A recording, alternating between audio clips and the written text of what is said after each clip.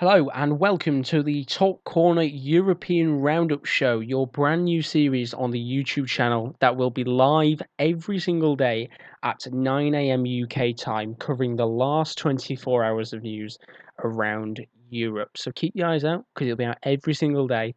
And without further ado, let's get into the first piece of the news that came at about 11:30 yesterday morning. It was the news that Carlo Ancelotti was officially announced as the brand new manager of Everton. The piece of news came out just before Everton's game against Arsenal at Goodison Park, and the brand new manager was actually there for the game himself, alongside the likes of Marcel Brands and Farhad Mashiri. It's a massive coup for the club, and they released a statement about 11:30, basically confirming the announcement that Carlo Ancelotti was going to be the club's new manager, lauding him for the success he's had in world football, winning 20 trophies, including league titles in 4 different countries, and of course the infamous Champions League 3 times. Ancelotti agreed a 4.5 year deal that runs until the end of the 2023/24 season, and he told EversonFC.com, "This is a great club with a rich history and a very passionate fan base. There is a clear vision from the owner and the board to deliver success and trophies. That's something that appeals to me as a manager, and I'm thrilled at the prospect of being able to work with everybody at the club to help make that vision a reality." He then went on to talk about Duncan Ferguson, and he said, "I've seen from the performances in the last 2 weeks that the players are capable of so much. The work Duncan has done is a great credit to him. Strong organisation, strong discipline, and the right motivation are some of the key ingredients in football, and I'm pleased that he will be a part of my backroom team moving forward." Of course, Duncan Ferguson took over Marco Silva when he was sacked, and is unbeaten in his time as interim manager. Of course, getting that very important victory against Chelsea to reinvigorate the club and open the door for Ancelotti to move to the club following his sacking at Napoli a couple of weeks ago. It's a massive coup for the club. It's one of their biggest managerial signings in a long, long time, and it's certainly going to be interesting to see how the club does over the recent years. We always know, Ancelotti's been the type of manager to go to some of the big clubs in football. He's been at the likes of Real Madrid, Bayern Munich, AC Milan back in their heyday, and Chelsea. So to see him at Everton, it's going to be different, but it's certainly going to be very exciting to see how he does over time. But we go from one manager who's just signed for a club to another manager that has just been sacked, announced at a very similar time to when Ancelotti was announced. Fiorentina released the news that Vincenzo Montella had been sacked from being the manager of Fiorentina. The club find themselves in a pretty precarious position right now. They're 14th in Serie A with only 4 wins throughout the current season. They're 4 points from the relegation zone, and they're currently on a 7 game winless streak in Serie A, including losses against the likes of Hellas Verona and Lecce. The club played yesterday. They were defeated 4-1, and that basically gave the revealing that Montella would not be the manager anymore. Fiorentina released a statement today on the official website, basically saying that they announced that he'd been relieved of his duties as head coach of the first team.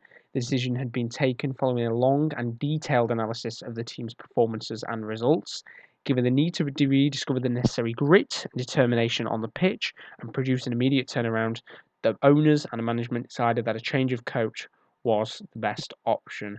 They went on to wish Vincenzo Montella his for the future, and they also revealed that a new head coach would be announced in the next coming days. So it'll be interesting to see how they do. Fiorentina are a club who need a major rebuild. There's a lot of work to be done, so whoever comes in is not going to have the easiest of jobs. Let's say that for sure. Of course, as I said before, being 4 points away from the relegation zone, this season is going to be about rebuilding rather than going for those European spots, as they are quite far away from them already. On to the third piece of news today. This one is about Turkey and the military salutes that they did back in their Euro qualification games. The website arvel.com released a piece of news today basically saying that UEFA ordered the Turkish Federation to pay a €50,000 fine. And they also reprimanded more than 20 players for making military salutes at games in October during the country's offensive in Syria.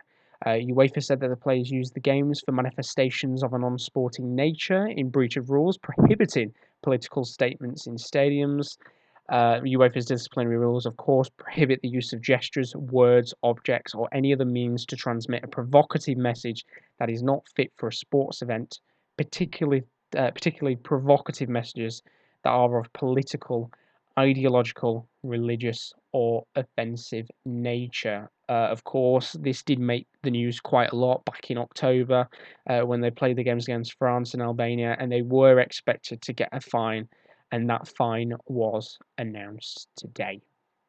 One of the major games that happened yesterday evening was the FIFA Club World Cup final. It was a humongous game of football, which was faced off between Liverpool and Flamengo.